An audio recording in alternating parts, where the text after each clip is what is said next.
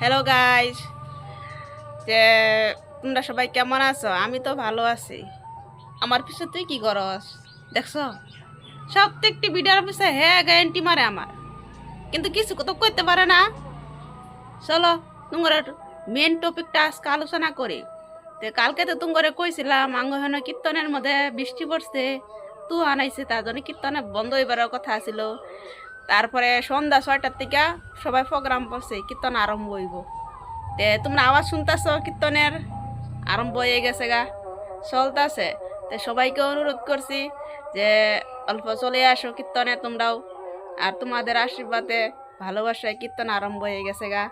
আর সব থেকে বড় খুশি এটাই যে এত তুফান, এত বৃষ্টি, এত ইয়ের মধ্যে যে সবাই সাহস করছে, সাহস করে যে কীর্তনটা আবার জোড়া লাগাইছে করবার লেগে মনে একটা স্থির লইছে যে এইটাই বহুত, বুঝছো বন্ধুরা? এইটাই মানে কি কইবা, হার মান্য যাওয়া জিনিসগুলার মানে মানে কিছু কিছু বস্তু আছে না, যে হার মান্য যাই, হার মান্য পরও যে একটা সাহস থাকে না, এই সাহসটা সব থেকে বড়। ফাইনালি কীর্তন আরম্ভ হয়ে গেছে, চলে আসো।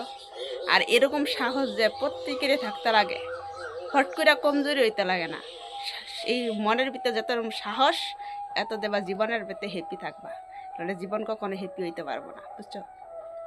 এরকমই সাহস দরকার প্রত্যেকটি সংসারে কও, আর বাস্তব জীবনে কও, আর বাস্তব ছাড়াই কও।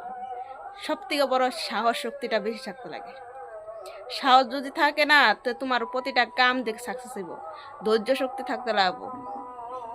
মুসিবত তো আইব জীবনে, কষ্ট দুঃখ এমনকি অনেক কিছু প্রবলেম আয় জীবনের ভিতরে, যেটা যে অনুভবে ছাড়া। কিন্তু তার মাঝেও যদি ভগবানকে আগলে ধরে রাখতে পারা যায়, বুকের মধ্যে জড়ায় রাখতে পারা